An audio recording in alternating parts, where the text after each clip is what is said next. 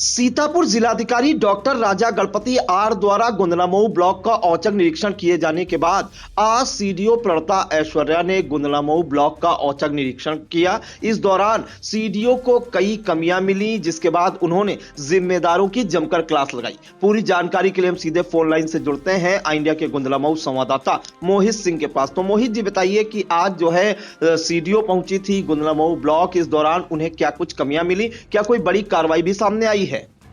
जी प्रांशु जी, मैं आपको बता दूं कि गुंदलामऊ ब्लॉक का कल भी निरीक्षण हुआ था, जिसको जिलाधिकारी ने निरीक्षण किया था।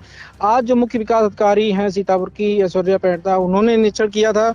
निरीक्षण में कई कमियां पाई गई, जैसे कि 2017 से 18 से 21-22 तक जो लंबित आवास कार्यों की समीक्षा की गई थी, उसकी भी पूरी तरीके से इन लोगों के पास कोई लेखा जोखा नहीं मिला। 2 वर्षों से लंबित प्रधानमंत्री आवास योजना के मामलों में भी जानकारी ली। आवश्यक प्रयोग निश्चित करने का कहा गया। फैमिली आईडी की रिपोर्ट भी चेक की गई, लेकिन कोई भी जो दस्तावेज होते हैं वो पुख्ता न होने के कारण काफी फटकार लगाई। जी, इसके बाद उन्होंने किन किन कक्षों का निरीक्षण किया और क्या कोई बड़ी कार्रवाई भी मोहित सामने आई है? नहीं प्रांशु जी, कार्रवाई तो कोई ना, खाली दिशा निर्देश जो दिए गए हैं वही दिए गए हैं कि समय से उन्होंने यह भी कहा कि जब सीतापुर में आए थे उसके पहला निरीक्षण गुंदलामऊ ब्लॉक का ही था, और आज हम आ रहे हैं तब भी कोई पूरी तरीके से कार्य आप लोगों का पूरा नहीं है, जिस कारण आपकी लापरवाही बर्दाश्त नहीं होगी, कार्रवाई की जाएगी। लेकिन यहाँ तक उनको सिर्फ निर्देश ही दिया गया है, ना कि कोई कार्रवाई की गई है। जी, किन किन कक्षों का निरीक्षण किया और कौन कौन से अभिलेख उन्होंने जो है जांचे हैं? जी प्रांशु जी, मैं बता दूं आपको कि सबसे पहले जो मनरेगा सेल है वहां पहुंचते हैं, जहां पर मनरेगा के दस्तावेज रहते हैं। वहां भी पूरी तरीके से नहीं अवलोकन जो होता है, रजिस्टर की लेखा जोखा होता है, नहीं हो पाता है। उसके बाद वो सीधे एडीओ पंचायत जो राजेश कुमार द्वारा असंतोषजनक रिपोर्ट दी जाती है, उस पर कड़ी नाराजगी जताते हैं और उनको सुधारने के निर्देश दिए जाते हैं।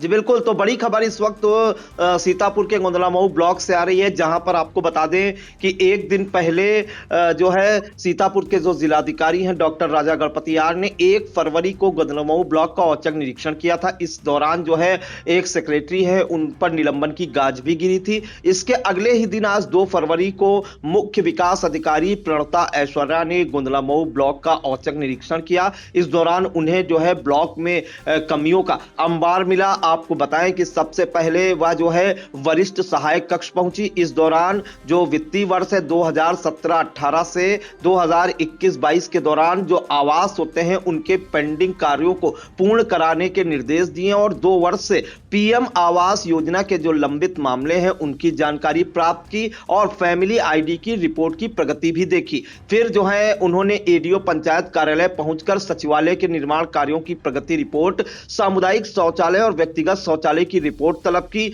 विकास खंड गुंदलामऊ में निर्माणाधीन अंत्येष्टि स्थल की प्रगति रिपोर्ट एडीओ पंचायत राजेश कुमार से मांगी और रिपोर्ट जो है संतोषजनक ना मिलने पर या उसकी संतोषजनक जानकारी ना मिलने पर एडीओ पंचायत राजेश कुमार पर उन्होंने कड़ी नाराजगी जताई और इसके बाद मनरेगा सेल पर पहुंची और 9 दिसंबर को जारी किए गए लेटर के सापेक्ष प्रगति रिपोर्ट की जानकारी ली और संतोषजनक कार्य प्रगति ना होने पर एपीओ दिलीप शुक्ला को भी कड़ी फटकार लगाई। फिर उन्होंने क्षेत्र पंचायत द्वारा कराए गए कार्यों की फाइलों का सत्यापन भी किया और क्षेत्र पंचायत द्वारा कराए गए कार्यों की फाइलों का सत्यापन किया। इस दौरान बीडीओ संदीप कुमार से सभी पटलों से मिली कमियों को 1 माह के अंदर जो है दुरुस्त कराने के निर्देश दिए हैं। तो कहीं ना कहीं सीडीओ प्रणता ऐश्वर्या का करीब 1 घंटे तक ब्लॉक गुंदलामऊ का निरीक्षण चला। उन्होंने कड़ी नाराजगी भी जताई और ब्लॉक की जो कमियां हैं उन्हें दूर करने के लिए 1 माह का अल्टीमेटम दिया, जिसके बाद आपको बताएं जो ब्लॉक अधिकारी और कर्मचारी हैं उनमें हड़कंप मचा रहा।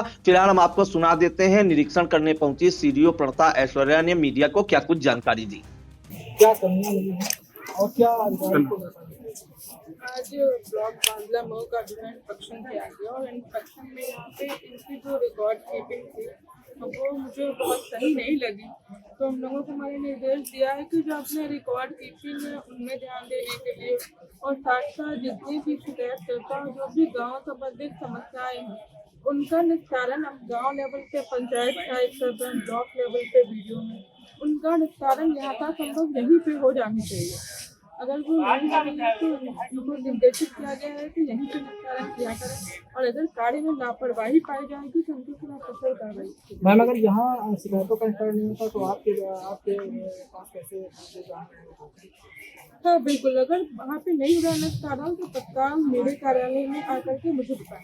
तो मैम, गुंजाऊ ब्लॉक में जो ये आरआरसी सेंटर बने हैं और ये जो बहुत बड़े शौचालय भी हैं, इनमें कई जगहों पर शौचालय ही पड़े हैं, बिल्कुल इस्तेमाल नहीं हो रहा है, कैसे?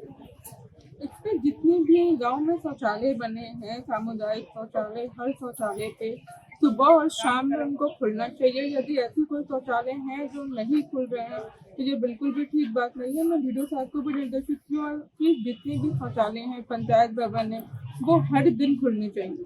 मैं कूड़ा प्रबंधन का नहीं चल रहा है किसी भी ग्राम सभा में, तो कूड़ा प्रबंधन जो ग्राम सभा हाँ, अभी जैसा कि आपने देखा होगा निरीक्षण के संदर्भ में मैंने इस संदर्भ में भी एडीओ पंचायत से पूछा कि आपके यहाँ आतिथ्य सेंटर कितने हैं। उनके द्वारा जो जवाब दिया गया उससे मैं बहुत संतुष्ट नहीं हूँ। उनको मैंने 1 महीना का समय दिया है कि आप जितने भी आतिथ्य सेंटर है गांव का हर आतिथ्य सेंटर विजिट करेंगे, जहाँ जहाँ ऑपरेशनल नहीं है उनको ऑपरेशनल कराएंगे, मुझे डिटेल रिपोर्ट देंगे। बहुत नहीं रहता है। पंचायत सहायक जो ऑफिस इनका बना है, पंचायत ग्राम पंचायतों में बने, उसमें ताला ही पड़ा ताला हमेशा पड़ा रहता, कभी भी नहीं नहीं, खुलता। अगर ऐसा है तो आप मुझे तत्काल बताइए कौन कौन से, क्योंकि ये बिल्कुल सही चीज नहीं है। पंचायत भवन का पर्पस ही ये था कि जो गांव के लोग हैं उनको पंचायत भवन में वहाँ पंचायत सहायक हर दिन बैठते हैं।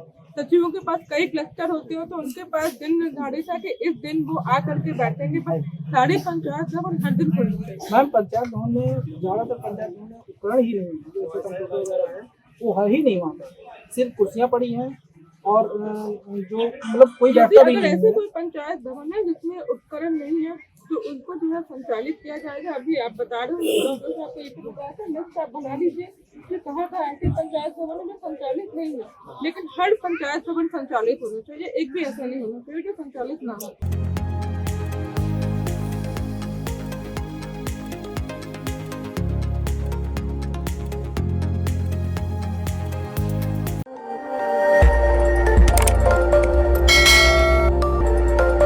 खबर आपकी, नजर हमारी।